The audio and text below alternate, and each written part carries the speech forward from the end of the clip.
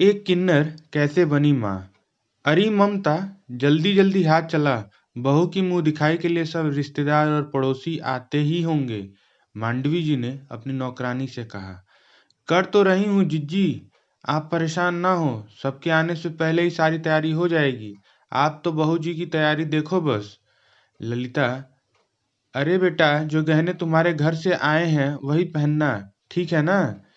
जी mummy जी। अरे मांडवी, आज मुझे नाश्ता नहीं मिलेगा क्या, या भूखा बैठा रहूं? काम है जानता हूँ, लेकिन मुझे दवाई भी तो खानी होती है ना। उपेंद्र जी ने अपनी पत्नी को आवाज लगाते हुए कहा। माफ करिएगा, मैं ललिता के पास थी इसलिए थोड़ी देर हो गई।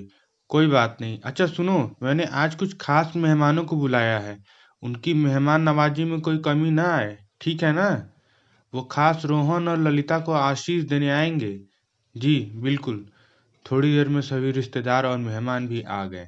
खूब गाना बजाना हुआ। सभी ने ललिता की बहुत तारीफ करी और उसे आशीर्वाद भी दिया। इतने में ही कुछ किन्नर समाज के लोग ताली बजाते हुए घर में आए। बस इन्हीं की कमी थी। मांडवी जी ने अपना सर पकड़ लिया। तभी उनमें से एक बोली। क्यों नहीं नहीं सासू जी, क्या हुआ? क्या सोचा था, चुपके से बेटे की शादी कर लोगी और हमें खबर तक ना होगी? मेहमानों में से किसी एक ने कहा। जो चाहती हो मिल जाएगा, पर कुछ नाच गाना तो दिखाओ। इस पर उपेंद्र जी को गुस्सा आ गया और वो तमतमाते हुए बोले। मैंने बुलवाया इन सभी को यहाँ। यही मेरे खास मेहमान हैं।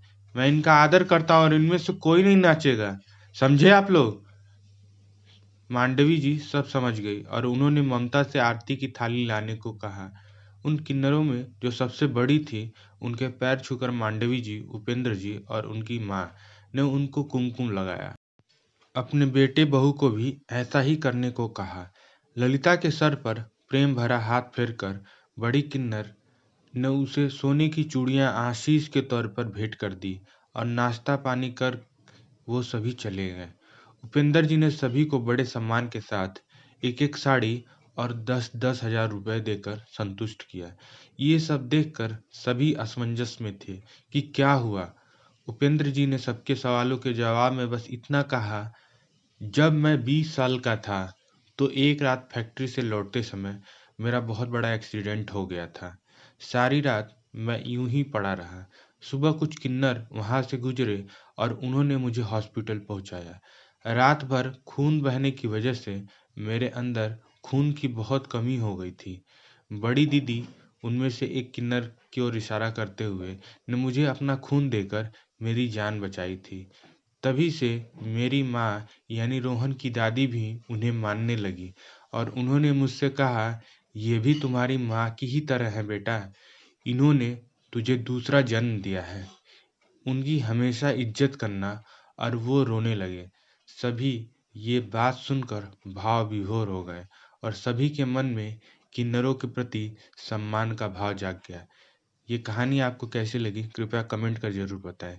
और अगर पसंद आए तो कृपया शेयर भी करें। चैनल पर नए हैं तो कृपया चैनल को सब्सक्राइब करें। धन्यवाद।